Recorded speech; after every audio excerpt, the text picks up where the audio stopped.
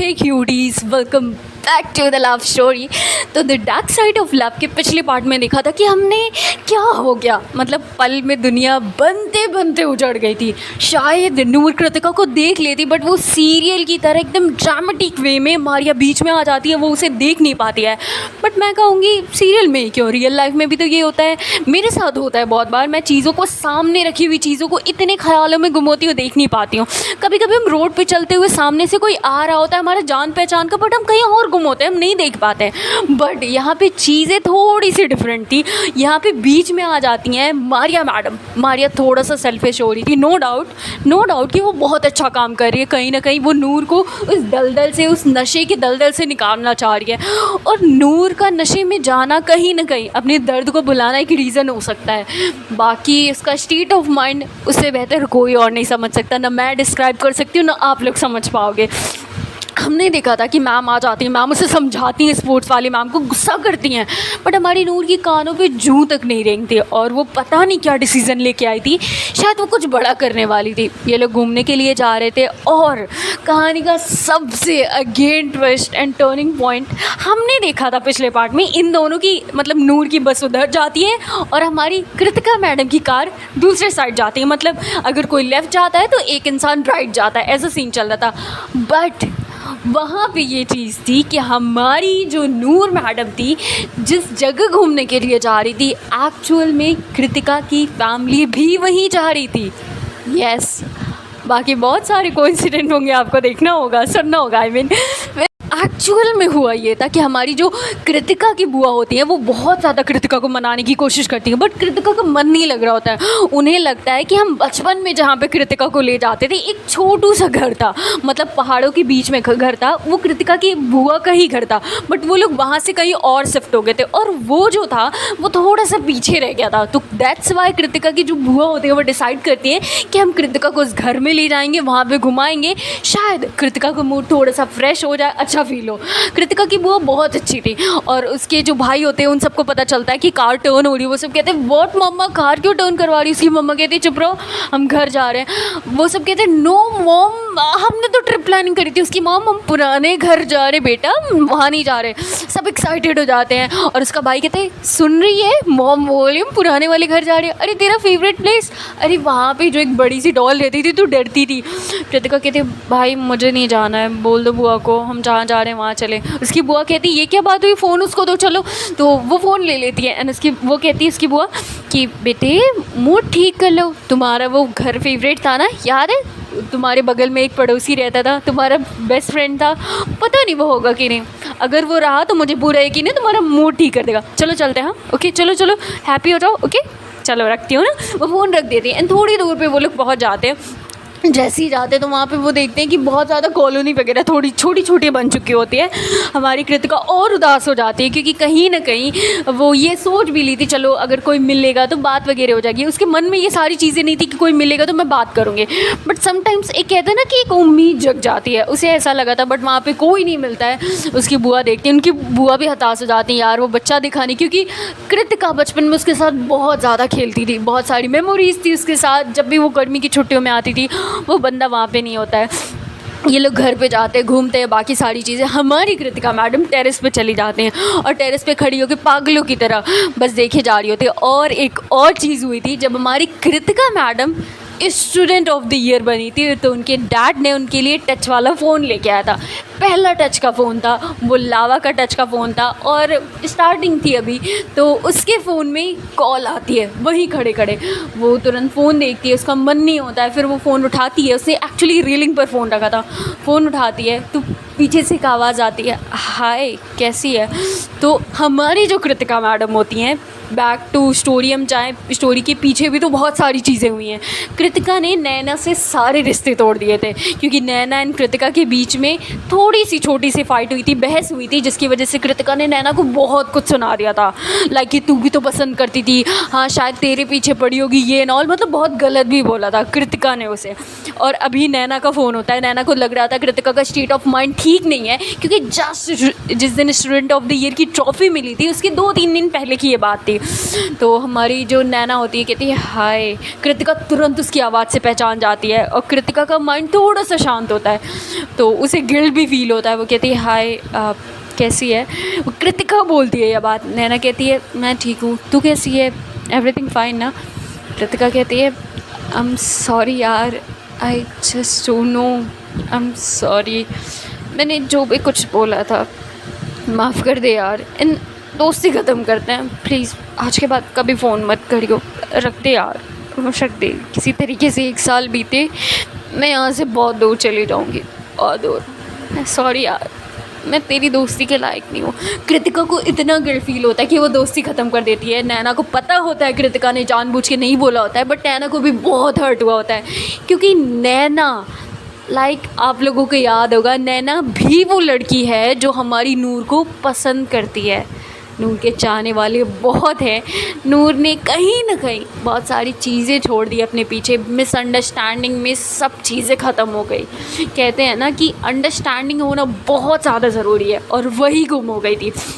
Then उसकी बुआ आती, पीछे से उसे पकड़ती, कृतिका डर सी जाती है, उसके हाथ से फ़ोन छूट जाता है और वो नया फ़ोन क्रैक हो जाता है बीच से। उस पर टेम्पर नहीं लगा होता है, इसलिए उसकी मेन जो स्क्रीन होती है वो टूट जाती है। उसके बाद फ़ोन उठाती, कहते हाय मेरे बच्चे का फ़ोन टूट गया, चल मैं तेरे को नया फ़ोन दिलाऊंगी। वो कहती है नहीं बुआ कोई ज़रूरत नहीं है, वैसे भी किसी के कॉल नहीं आते हैं, आई डोंट लाइक।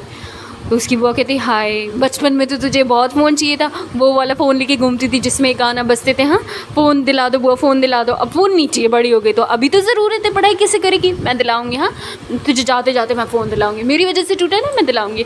वो कहती नहीं बुआ, उसकी बुआ कहती नहीं कोई ज़िद नहीं, देख लिया चले। वो कहती है हाँ बुआ चलते हैं। उसकी बुआ कहती क्या हुआ, तो अपनी बुआ को तो बता सकती है ना।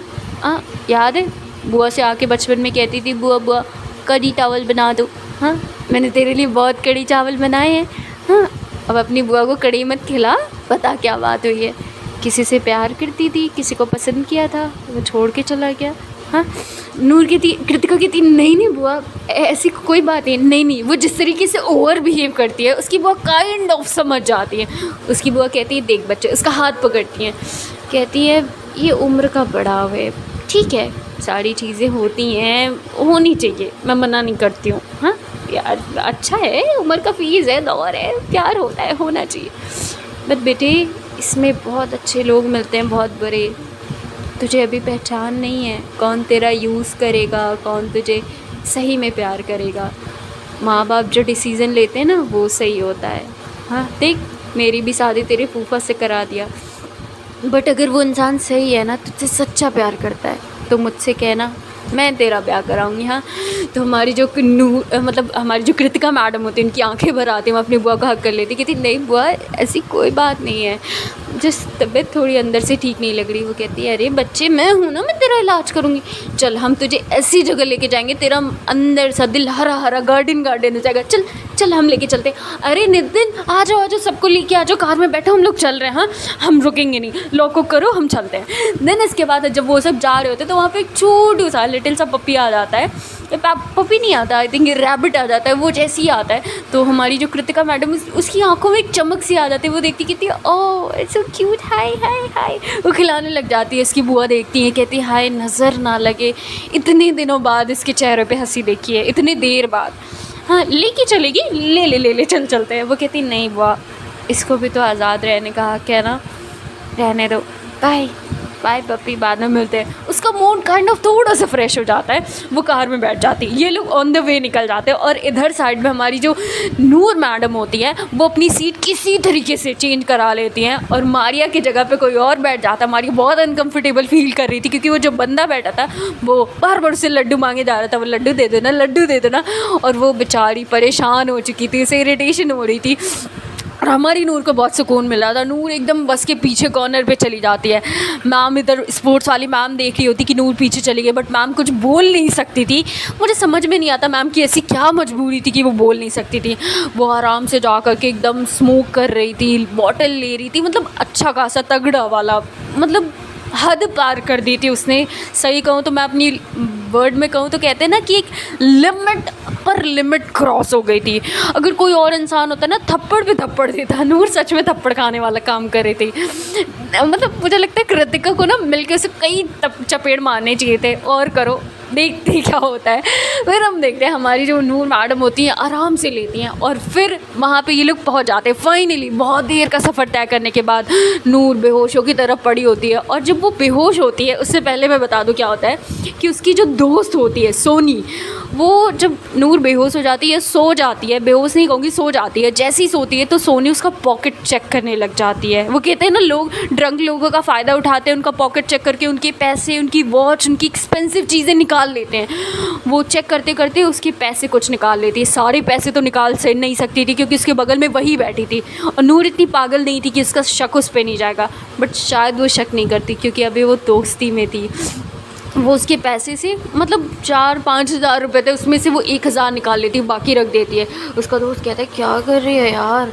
वो कहती है अरे यार इस पे हम लुटाते हैं कि ये हम पे, हाँ, और हमारा खर्चा नहीं देगी तो इसकी चमचागिरी कैसे करेंगे, ऐसे निकालना पड़ता है। चल चल ये ले 500 तू रख। वो उसे दे देती है, बाकी का ये लोग रख लेते हैं। बस से मैम मतलब ये लोग पहुंच जाते फाइनली। मैम कहती है कम ऑन गाइस, चलो बस से उतरो, आ गया हमारा डेस्टिनेशन, ये हमारा होटल है, यहाँ पे हम लोग रुकेंगे।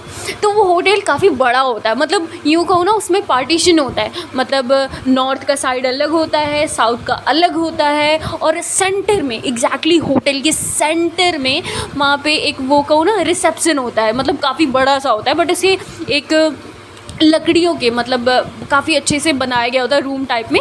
बट वहाँ पे एक बड़ा सा वो बहुत बड़ा काउंटर लगा होता है कि ma'am yes ma'am may I help you, ये एंड ऑल रिसेप्शन की चीज़ें। बट वो जो होटल होता है वो लेफ़्ट साइड में भी होता है, राइट साइड में होता है। वो जो होटल होता है वो चारों तरफ से फैला हुआ था, नॉर्थ में भी, साउथ में भी, ईस्ट में भी एंड वेस्ट में भी, हर जगह से। और हमारी जो नूर मैडम होते हैं, बाकी इनका जो ग्रुप होता है, इनको पूरा रूम मिला होता है नॉर्थ साइड का, मतलब होटल में घुसने के बाद डायरेक्ट हाँ उन्हें मिला होता है, काफ़ी अंदर तक फैला हुआ होता है। और वो कई फ्लोर में होता है, 3 फ्लोर का रूम इन्हें दिया गया होता है, बाकी अदर फ्लोर के रूम बुकड होते हैं। तो एक जो रूम होता है वो पर पर्सन के हिसाब से रूम नहीं होता, उस रूम में कई सारे लोग रह रहे होते हैं, मतलब एक रूम में 4-5 लोग, एक रूम में कुछ लोग। हमारी नूर क्या कहती है, वो एक बंदे को डराती है, कहती है काम कर तू जाके दूसरे रूम में सो, हाँ हम 4 यहाँ पे हो गए, इसकी जगह पे तू जा। मतलब 2 बॉयज़ होते हैं जो नूर एंड सोनी के साथ बैठ करके smoking and drinking and all करते थे, और बाकी जो एक बंदा होता है वो दूसरे रूम का होता है, उसे दूसरे रूम में भेज दिया जाता है। स्पोर्ट्स वाली मैम आती, कहती नूर तुम इस रूम में नहीं रहोगी, तुम मारिया के साथ रहोगी। नूर कहती मैम नो वे, उसके साथ मैं रूम में नहीं रहने वाली। I don't want to share my room with her, please ma'am, just don't do that ma'am, I don't want this। Ma'am कहती है तुम क्या चाहती हो क्या नहीं चाहती हो, I don't care, मैं जो चाहती हूँ वो होगा। नूर कहती मैम लेकिन मेरी मर्ज़ी है, मैं रहना चाहती हूँ। मैम कहती क्यों रखूँ तुम्हें ड्रिंक करने के लिए, नशा करने के लिए? आई डोंट नो मैं कितनी बेकार हूँ, एक बेकार टीचर हूँ, ऐसा कोई टीचर नहीं होगा जो ऐसे बच्चों को बर्दाश्त कर रहा है। नूर कहती मैम तो निकाल दो ना, हम चले जाएंगे। मैम कहती वही तो नहीं हो सकता हमसे अभी के अभी नूर, राइट नाउ, वरना मेरा हाथ उठ जाएगा। नूर कहती okay ma'am, okay okay okay I am going.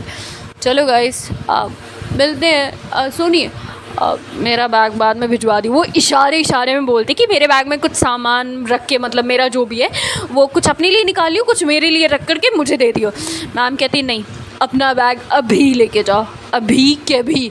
वो कहती बट मैम कहती आई सेड अभी। नूर बैग उठाती है एंड मारिया के साथ चली जाती है। और मारिया के साथ मतलब यूँ को लकीली एक लड़की और रूम शेयर कर रही होती है, बस 3 लोग होते हैं उसके रूम में, बाकी और कोई नहीं होता है। नूर जाती है, बैग रखती है एंड मारिया भी होती है। नूर बहुत ज़्यादा फ्रस्ट्रेट फील कर रही थी कि यार इसके साथ रूम शेयर करना पड़ रहा हो। वो तुरंत बैग रखती है और वो कहते हैं ना 2-3 वो सिगरेट लेती है एंड वॉशरूम में चली जाती है, स्मोक करती है एंड स्मोक करने के बाद वो अपने हाथों का बैंडेड खोलती है। आफ्टर सो लॉन्ग टाइम बैंडेड खोलती है। उसे भी एक बेचैनी होती कि उसने अपने हाथों पे कुछ नहीं किया है। वो हाथ खोलती है और वहाँ पे अभी भी नूर एंड कृतिका का नाम लिखा होता है। वो हाथों को देखती है और उसे चिढ़ होने लगी थी काइंड ऑफ। दिन जैसे जैसे बीत रहे थे उसे लगता था कि सारी गलती कृतिका की थी, मेरी कोई गलती नहीं थी। यूँ कहूँ कि कहीं ना कहीं गलती उसकी भी नहीं थी, कहीं कृतिका की भी नहीं थी, मिसअंडरस्टैंडिंग का सारा खेल था। बट अब वो सारा इल्ज़ाम उस पर लगा रही थी। वो क्या करती है, अपने सिगरेट को फूंकती है और उसे हाथ को देखते देखते वहाँ पे, मतलब कहते हैं ना कि जैसे एश ट्रे में हम सिगरेट को बुझाते हैं, वैसे हम नहीं, हम I don't like smoke, but जो भी लोग पीते हैं वैसे पीना नहीं चाहिए। उस पर लिखा होता है ना, cigarette is injurious for health, तो डोंट नो दैट। अगर आप करते हो तो मत करो, अगर आप करते हो तो मत करो। वो क्या करती है, अपने सिगरेट को लेकर के अपने हाथों पे रख लेती है, वहीं पे जहाँ पे उसने कृतिका के नाम का एक और लेटर जोड़ा होता है उस पर रख के जला देती है। और उसे पेन हो रहा होता है, उसकी आंखें रेड हो रही होती हैं। बट ये भी कहना मुश्किल था कि सिगरेट की वजह से रेड हो रही थी या वो जला रही थी इसकी वजह से रेड हो रही थी। बहुत ज़्यादा रेड हो जाती है। देन हम देखते हैं थोड़ी देर बाद वो अच्छे से स्मोक वगैरह करके इसमें बैंडेज लगाती है, वही स्पोर्ट्स वाले बैंडेज लगा करके, एंड थोड़ी देर वहाँ पे खड़ी होती है, फिर बाहर आती है। जैसा लग रहा था मारिया उसके वॉशरूम के दरवाजे के पास खड़ी होकर के कान लगा करके सुन रही थी। बहुत जाती है। नूर को थोड़ा सा समझ में आता है कि ये क्या कर रही थी यहाँ पे। वो कहती है, तुम मेरी इंक्वायरी कर रही हो? वो कहती है, नो नो। मारिया को इतनी ज़्यादा नूर के मुंह से स्मेल आ रही थी कि वो मतलब थोड़ा सा पीछे बैक होने लग जाती है। देन उसके बाद नूर कहती है, क्या हुआ? वो कहती है, नहीं कुछ नहीं, अब यू वांट ड्रिंक। मतलब जब भी उसे ऐसा फील हो रहा था कि मतलब नूर बहुत ज़्यादा नशे में है, वो पानी के लिए पूछ रही थी, वही वाला पानी जिसमें उसने मेडिसिन मिलाई थी, वो उसे देती है। देन और हमारी जो नूर मैडम होती हैं वो कहती है, नहीं थैंक यू। फिर उसे लगता है कि हाँ मेरा गला सूख रहा है, वो पानी पी लेती है। एंड मारिया लड्डू भी पास करती है, नूर नहीं लेती है। और फिर इसके बाद नूर अपना टॉवेल लेती है, मतलब एक शॉर्ट टॉवेल होता है जिससे वो अपने गले को पोंछती है। पहले जाती है चेंज करके आती है, short pant and T shirt पहन के आती है। और वो जब पहन के आती है और उस पर सर के ऊपर एक छोटा सा रुमाल बांधा होता है, उस पर से कैप लगाई होती है, कैप को पीछे किया होता है। मारिया देखती ही रह जाती है, क्योंकि अभी जहाँ पे ये लोग आए थे वहाँ पे ठंड बहुत ज़्यादा थी, उसकी वजह से हमारी नूर की जो नाक होती काफ़ी ज़्यादा रेड हो चुकी थी। मारिया बस देखने लग जाती है, उसे नूर बहुत अच्छी लग रही थी। वो खड़ी रहती है, वो साइड ही नहीं दे रही होती जहाँ पे गेट होता है वहाँ पे। नूर कहती, क्या हुआ, पागल हो गई हो क्या? हटो आई सेड। देन इसके बाद वो कहती, अब सॉरी। वो चली जाती है, मतलब उसे साइड करके चली जाती है बाहर। और तभी मारिया को याद आता है कि कृतिका यहाँ पे कैसे है। वो अपना माथा पकड़ती है, उसे कुछ समझ में नहीं आ रहा था। उसे एक चीज़ तो पता थी, अगर कृतिका आई तो मैं जाऊँगी, मेरा दूर दूर तक कोई चांस नहीं है, क्योंकि नूर कृतिका के आगे किसी को नहीं देखती है, न सुनती है, न समझती है।